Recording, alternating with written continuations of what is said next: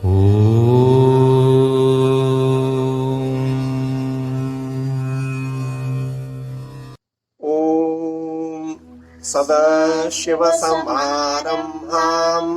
शङ्कराचार्यमध्यमाम् अस्मदाचार्यपर्यन्ताम् वन्दे गुरुपरम्पराम्। ॐ श्री परमात्मने नमः। अथ द्वितीयोऽध्यायः।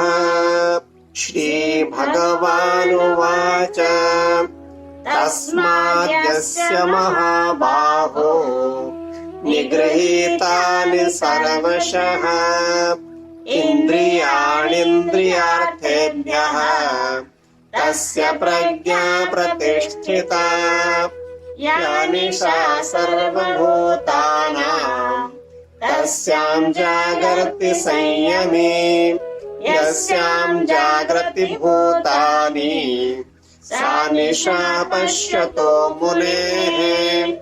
आपूर्यमाणमचलप्रतिष्ठम् समुद्रमापः प्रविशन्ति यद्वत् तद्वत् कामायं प्रविशन्ति सर्वे स शान्तिमाप्नोति न कामकामी विहाय कामान् यः सर्वान् पुमाश्चरति निःस्पृहः निर्ममो निरहङ्कारः स शान्तिमधिगच्छति। एषा ब्राह्मी स्थितिः पार्थ नैनां प्राप्य विमुह्यते स्थित्वा स्यामन्तकालेऽपि ब्रह्मनिर्वाणमृच्छति। ॐ तत्सदिति श्रीमद्भगवद्गीतासूपनिषत्सु ब्रह्मविद्यायां योगशास्त्रे श्रीकृष्णार्जुनसंवादे सांख्ययोगो नाम द्वितीयोऽध्यायः।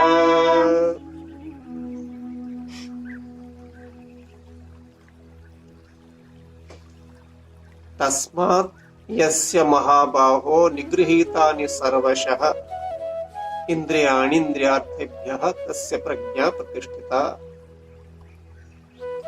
ज्ञानी व्यक्तिंकर लक्षण भगवान कहते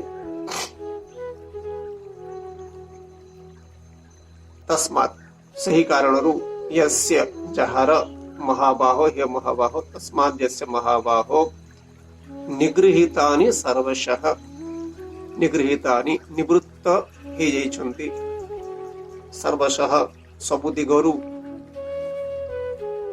इंद्रियाणि इंद्रियार्थेभ्यः इंद्रिय माने इंद्रियाणि इंद्रिय माने इंद्रिय इंद्रियार्थेभ्यः इंद्रिय विषय मानक ठारु शब्द स्पर्श रूप रस गंध ठारु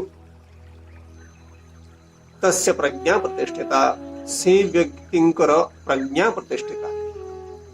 प्रज्ञा अर्थात तांकर बुद्धि स्थिर तस्य प्रज्ञा प्रतिष्ठिता अर्थात से ही तत्व को बुझिछन्ति से ही जीवन मुक्त व्यक्ति। तस्मात् यस्य महाबाहो निगृहीतानि सर्वशः इन्द्रियाणि इंद्रियार्थेभ्यः तस्य प्रज्ञा प्रतिष्ठिता। मुक्ति जदि भी किछि थाए ताहले बंचिथिबा भितरे ही एवं बंची रहिथिबा जणे मनुष्य किभଳି भाबरे से व्यवहार करूथबो काई व्यवहार तो करिवो बंचिबा अर्थ होछि व्यवहार एवं से व्यवहार केमिति करूथबो जहा फଳରେ कि कोनोसी व्यवहार ताकू व्यस्त करनो। तस्मात् यस्य महाबाहो निगृहीतानि सर्वशः इन्द्रियाणि इंद्रियार्थेभ्यः तस्य प्रज्ञा प्रतिष्ठिता।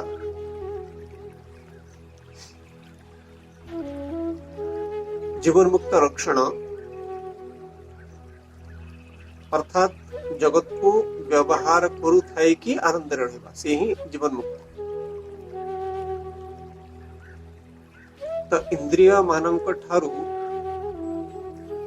इंद्रिय मानकर विषय ठारू निवृत्त करवा तस्मात् यस्य महाबाहो निगृहीतानि सर्वशः सर्वशः अर्थ होची विषय मान ठारू मानसिक कायिक वाचिक प्रत्येक स्तर निवृत्त करवा निवृत्त अर्थ भल भाव न बुझे समस्या पड़े कहीं देखु जगत लक्षण होची आपण अनुभव करने बाध्य आखि खोला अच्छे माने दृश्य देखा आपण बाध्य चेहला मात्र के शब्द शुणा बाध्य जदि कान ठीक अच्छे आखि सेना बंद करें कि कान तो किसी तोला पोला दे कि बाहरी पारे ना उठिला मात्र के शब्द शुभ कान खोला रखिंट भगवान आखिरे पता देपर ढाकिबा व्यवस्था कर तो जो प्रकार इंद्रिय मानकर गुण तार आधार रे से माने जगत को अनुभव करिवे ही करिवे से अनुभव करिया पाई ही व्यवस्था कराई किंतु सुखी दुखी मन हुई इंद्रिय माने मन तो इंद्रिय मानकर विषय मान को जेतेबेले मनुष्य ग्रहण करुछि से समय को भली भाव रे ग्रहण कले से सुखी रहिबो सेटा ही तो मुक्तिर बाट आ जगत को व्यवहार करुथाई कि केमती आपण सुखी रहिबे मुक्ति माने ही से अन्य कौन प्रकार मुक्ति नहीं भल भाव विचार करबा कथा बाकी सब विभिन्न प्रकार कल्पना मला परे कोठी की जीवे कौन सब विभिन्न प्रकार कल्पना कहीं जाय सारा पर कही ना आम ये भल अच्छु तुम्हें मध्य आस सेमती कहीं कही ना जदि मुक्ति बोली किछि थाए भगवान बोली किछि थाए सुखी रहिबार संभावना थाए ताले बंचित थाऊ थाऊ ही मला पर केबे भी नुहे सेतबे तो जीवन मुक्ति कहा जाए केवल वेदांत रे आगे अन्य कौन सी जगह रे कहा जाए एवं जहाँ कहंती वेदांत रे वेदर शेष भाग वेदांत जहाँ कहंती अकाट्य सत्य जगत को जितेबाला आम अनुभव करा बारंबार सी कथा कहते समग्र गीतार सी कथा कहे देखिए इंद्रिय मानकर वशवर्ती हूँ वस्तु माने विभिन्न गुण रे बंधा होती तो जो गुण रे बंधा होती से गुण को आपण बुझुन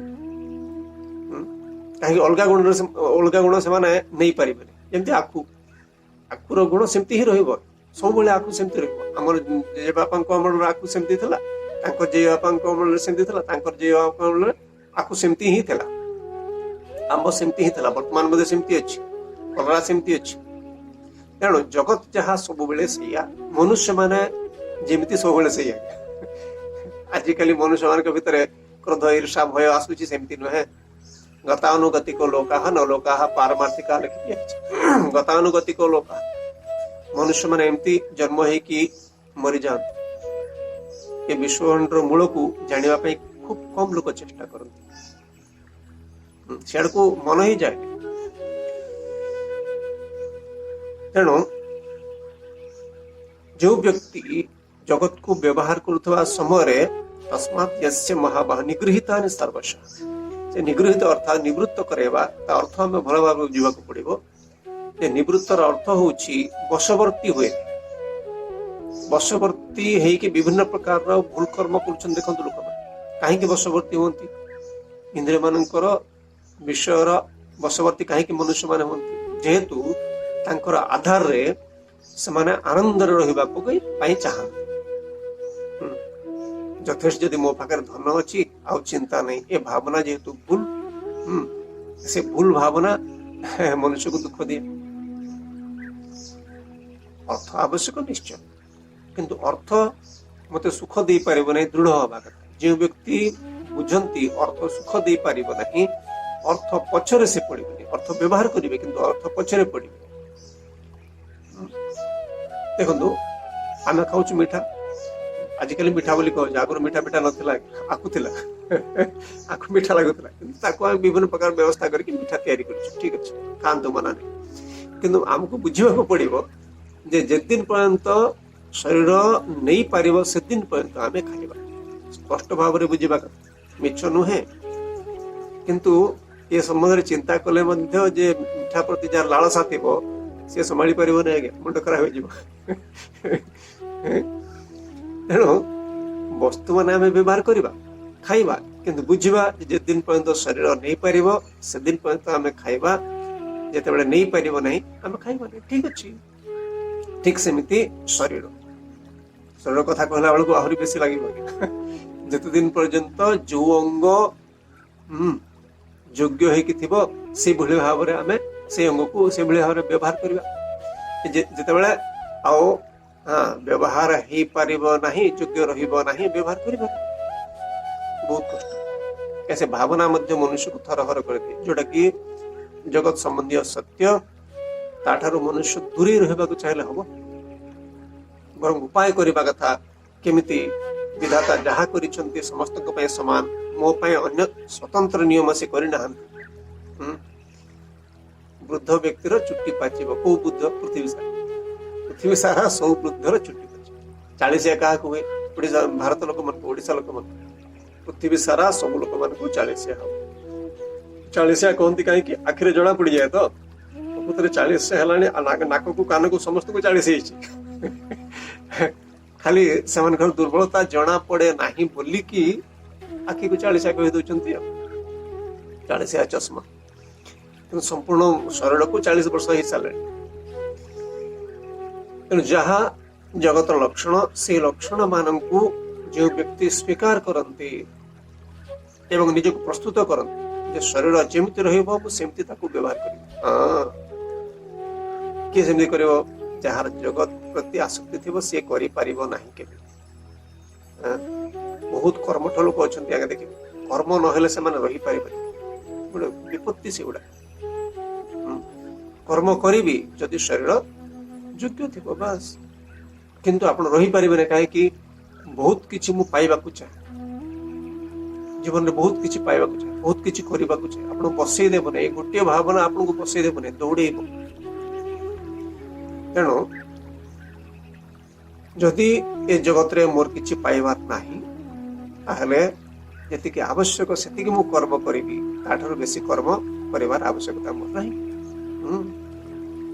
सी ही बसी पारिबो जार प्राप्तव्य अछि बसी पारिबो तेणु इंद्रियर वशवर्ती न हवा पाई बारंबार गीता सारा कही कहीं जगत को व्यवहार करने पड़ो ना तस्माद् यस्य महाबाहो निगृहीतानि सर्वशः वाणी काय मन मन पड़ो विषय आड़ को पड़ो वस्तु सेना नहीं पाखरे मन थी वस्तु रे एवं मन यदि बेसी बारंबार चिंता कला एटा बढ़िया जिनस ताले कौन हम धीरे धीरे से आपे आपे वस्तु पछर पड़ जीव मन नहीं से व्यक्ति पड़े हो पछे अगर कहले ध्यायतो विषयान् पुंसः संगस्तेषु उपजायते संगात् संजायते कामः कामात् क्रोधो विजायते इति कहले बारंबार जदि वस्तु संबंध रे आपण चिंतन करिवे बहुत बढ़िया आपण से वस्तु पछरे जीवे बारंबार जड़े जदि जड़े व्यक्ति को आपण ता विरुद्ध चिंतन करेंगे खराब लोक आपण पार्टी ता भितर भूल जिनस बाहर ता संबंध रे तेणु निजे को सुधारिबाटा जगत रे सबुठारो कष्टकर व्यापार किंतु असंभव नुहे जे चेष्टा करिवो एवं जे चेष्टा करिवो नै सुनिश्चित भाव रे असंभव तस्माद् यस्य महाबाहो निगृहीतानि सर्वशः इन्द्रियाणीन्द्रियार्थेभ्यः तस्य प्रज्ञा प्रतिष्ठिता इंद्रियाणी तस्य प्रज्ञा प्रतिष्ठिता तांकर चित्त स्थिर सी ही परमात्मा तत्व को भल भाव रे बुझिछथि परवर्ती श्लोक देखंतु या निशा सर्वभूतानां तस्यां जागर्ति संयमी यस्यां जागृति भूतानि सा निशा पश्यतो मुनेः या निशा सर्वभूतानां या निशा निशा मन रात्रि सर्वभूतानां समस्त प्राणी मानक पई तस्यां जागृति संयमी सही रात्रि रे संयमी पुरुष चैंकी रहितां जागृति संयमी यस्यां जागृति भूतानि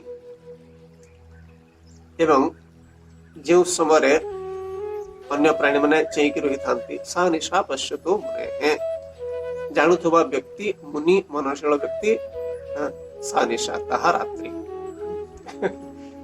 ये अर्थ एमती कले मुस्किल कौन ରାତି ଅଜ୍ଞାନୀ ମାନେ ଯେତେବେଳେ ଶୋଇଥାନ୍ତି ଜ୍ଞାନୀ ସେତେବେଳେ ଚେଇଁକି ଥାଏ ଏବଂ ଅଜ୍ଞାନୀ ଯେତେବେଳେ ଚେଇଁକି ରହିଥାନ୍ତି ଜ୍ଞାନୀ ଶୋଇକି ଥାଏ ସେମିତି ଅର୍ଥ।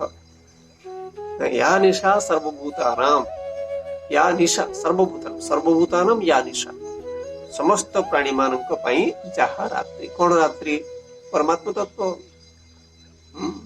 ରାତିରେ କିଛି ଦେଖାଯାଏ ନାହିଁ। ସର୍ବଭୂତାନାମ କହୁଛନ୍ତି ଦେଖନ୍ତୁ ସମସ୍ତ ପ୍ରାଣୀ ମାନଙ୍କ, ଅର୍ଥାତ ଏ ଜଗତ ଏ ପ୍ରକାରର ଯେ ମନୁଷ୍ୟ ମାନେ ଏଥିରେ ବୁଡି ଯାଇଥାନ୍ତି ମଲା ପର୍ଯ୍ୟନ୍ତ। ସର୍ବଭୂତାନାମ କହୁଛନ୍ତି। ପିମ୍ପୁଡି ଗୁଡ ପଛରେ, ପାଣିଆ ଗୁଡ ପଛରେ ଯିବ, ସେଇଠି ହିଁ ମରିବ। ପିମ୍ପୁଡି ସେଇଠି ଖାଇବ, ସେଇଠି ମରିବ ସେ। ଠିକ ସେମିତି ଏ ମନୁଷ୍ୟ ମାନଙ୍କର ଲକ୍ଷଣ। ସେଇ ଶବ୍ଦ ସ୍ପର୍ଶ ରୂପ ରସ ଗନ୍ଧ ପଛରେ ପଡି ପଡି ପଡି ପଡି ସେଇଠି ହିଁ ମରିବେ। ସୁଖର ସମ୍ଭାବନା ନାହିଁ। ବେଳେ ବେଳେ ସୁଖ ମିଳୁଥାଏ, ନହେଲେ କାହିଁକି ସେମାନେ ପିମ୍ପୁଡି ଯେମିତି ପିମ୍ପୁଡି ଖାଇଲା ବେଳକୁ ଟିକେ ସୁଖ ମିଳୁଛି ନା, ଖାଇଲା ବେଳକୁ ସୁଖ ମିଳୁଛି କିନ୍ତୁ ମରିବ ଗଧ ଜାଣିପାରୁନି।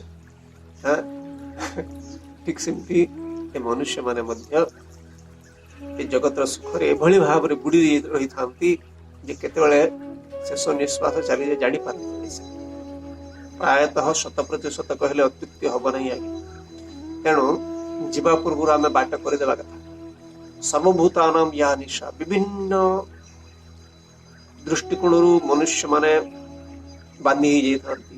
କି ଅର୍ଥ କାହାକୁ ବାନ୍ଧିଦେଲା, କାହାକୁ ଖ୍ୟାତି ବାନ୍ଧିଦେଲା, କାହାକୁ ବାଉଁଶ ଖଣ୍ଡେ ବାନ୍ଧିଦେଲା। ବାଉଁଶ ଗୋଟେ କୋଉଟା ବାଉଁଶ ବଂଶୀ ଯୋଉଟା କହୁଛନ୍ତି, ବଂଶୀ କଣ ଅଛି ନା କଣ, ଗଛ ଗୋଟେ କଣା କଣା କରିଦେଇକି ଫୁଙ୍ଗି ଫୁଙ୍ଗି ଜୀବନ ଛଡା ଗଲା ଆଜ୍ଞା। ବଂଶୀ ଜୀବନ ନେଇଗଲା, ତବଲା ଜୀବନ ନେଇଗଲା।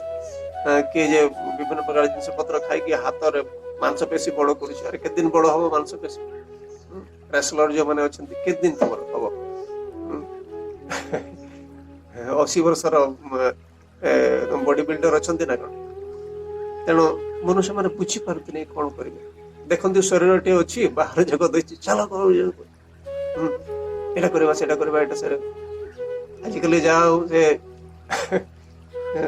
ସ୍ୱୟଂବର ଇତ୍ୟାଦି ହଉନି, ନହେଲେ ସେ ବାଣ ଫାଣ ଧରିକି ମଧ୍ୟ ସେ ଅର୍ଜୁନଙ୍କ ଭଳିଆ ସବୁ କରନ୍ତି। ତେଣୁ ବିଭିନ୍ନ ପ୍ରକାରର ବ୍ୟବସ୍ଥା ମନୁଷ୍ୟ ମାନଙ୍କର ବିଚିତ୍ର ଆଜ୍ଞା। ଦେଖୁନାହାନ୍ତି ମୁଣ୍ଡ ଉପରେ ଛୋଟ ଛୋଟ ଜିନିଷ ଗୁଡାକ ଉଠୁଛି। କଣ ଚୁଟି ଗୁଡାକ ମୁଣ୍ଡ ଉପରେ ଛୋଟିଆ ଛୋଟିଆ ଗୁଡାକ, ତାର କେତେ ଡିଜାଇନ ଦେଖନ୍ତୁ ଆଜ୍ଞା। କେତେ ଯଦି ମୟୂର ପୁଚ୍ଛ ଭଳିଆ ଗୋଟେ ଦିଟା ଥାନ୍ତା, ଆଉ କଣ କରନ୍ତା କି ଜାଣି।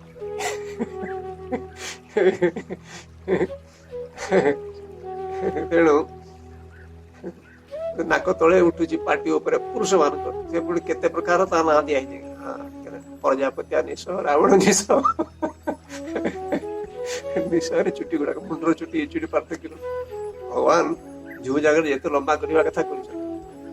ଆଖି ପତାର ଯଦି ଚୁଟି ସେତେ ବଡ ବଡ ହୁଅନ୍ତା ମୁଣ୍ଡ ଭଳିଆ, ଗଧ କିଛି ଦେଖିପାରନ୍ତିନି। କାହିଁକି ସାନ ସାନ ହଉଛି ଆଜ୍ଞା?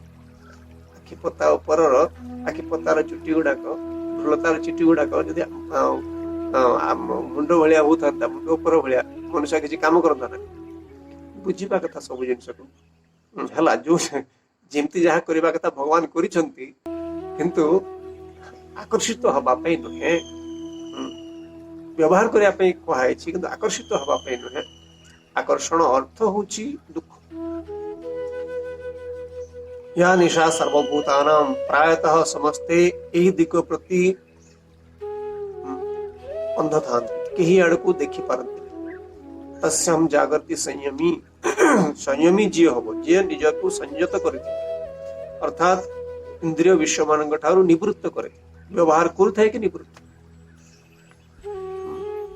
ତସ୍ୟାମ ଜାଗତି ସଂୟମୀ ୟସ୍ୟାମ ଜାଗତି ଭୂତାନି ସା ନିଶା ପଶ୍ୟତୁ। ଏବଂ ଲୋକମାନେ କାହାକୁ ଗୁରୁତ୍ୱ ଦେଇଥାନ୍ତି ଜୀବନରେ? ଲୋକମାନେ ଗୁରୁତ୍ୱ ଦେଇଥାନ୍ତି ଜଗତକୁ, ବିଷୟମାନଙ୍କୁ, ଅର୍ଥକୁ ଗୁରୁତ୍ୱ ଦିଅନ୍ତି, ଖ୍ୟାତିକୁ ଗୁରୁତ୍ୱ ଦିଅନ୍ତି, ଶରୀରକୁ ଗୁରୁତ୍ୱ ଦିଅନ୍ତି, ସମ୍ପର୍କକୁ ଗୁରୁତ୍ୱ ଦିଅନ୍ତି। ଦେଖନ୍ତୁ, ତେଣୁ ଏ ସବୁ ପ୍ରତି संयमीर दृष्टि न थे जानती किंतु ता पछरे सी पड़ती ना कौन ख्याति अर्थ निज शरीर पाखरे शरीर अच्छी ठीक अच्छे कि पछरे पड़ा अर्थ कौन एमती कले देह भल रमती कले देह सुस्थ रौषध खाओ से कर विभिन्न प्रकार सब है आम सब करवा मना नहीं परंतु ता पछरे पड़ा भितर पार्थक्य अच्छे औषध खाइबा एवं ता पछरे पड़ा पार्थक्य अच्छे जमीती आमे हमको क्षुधा होची आमे अन्न ग्रहण करूछु किंतु ए अन्न बहुत भल केनाला पछरे पड़े ए डाक्टर बहुत बढ़िया डाक्टर हाँ ए औषध बढ़िया औषध ए प्रकार है ता पछरे पड़े आजिकली ए भलिया व्यवहार करा होची बुझिबा कथा सर्वदा ए जगत सब जिनस न थाए विभिन्न समय विभिन्न परिवर्तन ही थाए वर्तमान समय जगत व्यवस्था एमती तार आधार बंची जावा किंतु निज पाखरे थिबा कौनसी वस्तु पछरे पड़िबा नहीं निज शरीर पछरे पड़िबा नहीं जत्न करबा शरीर जत्न न कले आपण हैरान पड़ी कहीं शरीर माध्यम खलु धर्म साधन तेणु शरीर पछरे पड़िबा नहीं शरीर को जत्न करबा धन पछरे पड़िबा नहीं धन को जत्न करबा आउ टिके बड़ कथा जोड़ा कि टिके असुविधा लागि पारे परिवार पछरे पड़िबा नहीं किंतु परिवार जत्न करबा हाँ परिवार जत्न करबा पे कहउछन पिता माता को मातृदेवो भव पितृदेवो भव शास्त्र कहउछन किंतु पिता माता पछरे पड़ नहीं लोक अछन पछरे पड़िबा काहे शरीर धर्म पालन करबा ना पिता माता हेले मध्य शरीर धर्म से पालन करिबो पिता गोटे शरीर माता गोटे शरीर आखि कान नाक धर्म पालन करुछि देखंतु गुण जहा अछि शरीर से गुण से पालन करिबो ताकू बुझिकी व्यवहार करबा तेणु आम कहि परिबा संयमी जहा सचेतन व्यक्ति भगवान जेमिति जगत को तैयारी करिसंती सेमिति ही ताकू से ग्रहण करिया पय चेष्टा करे साधारण माने आपण भगवान जेमिति जगत को तैयारी करिसंती सेमिति आपण ग्रहण करि सकंतु से जो उल्टा जेहेतु आमे ग्रहण करि थाउ तेणु हमको चेष्टा करबा को पड़े सीधा ग्रहण करिया पय सीधा कौन भगवान जहाँ कर सीधा कौन जन्म है मैंने गोटे दिन आसो शरीर जीव एटा सीधा कथा किंतु मुझे जावाक चाहिए ना भावना जब आसला आप न चाहिए कौन हम कौन जमी सकाल सूर्योदय हेले संध्या न हो आगर गोटे नाटक था मन थी पिला बेला शुणु न पाहु राति नंबर हाँ एक राति हो शपथ देवा आसला विचित्र कथा गुड़ाक राति पाइबनी समालोचना मु करूना बुझा कथा जे सावित्री व्रत आज्ञा सावित्री मैंने करुँच आगे व्रत करूँ मंगल कर हम निश्चित भाव में सत्य मान को फेरवा आप कहे से गुड़ाक आप निजे बुझ तेणु जहाँ सत्य से सत्यर उल्लंघन जदि हम से भगवान है जाना कथा सत्य उल्लंघन जदि हुए सेटा सृष्टिर विरुद्ध भगवान के जो सृष्टिर नियम करते से नियम को से उल्लंघन करें नहीं सूर्यास्त ये सब नियम से उल्लंघन करा जाई परिबो नहीं तेणु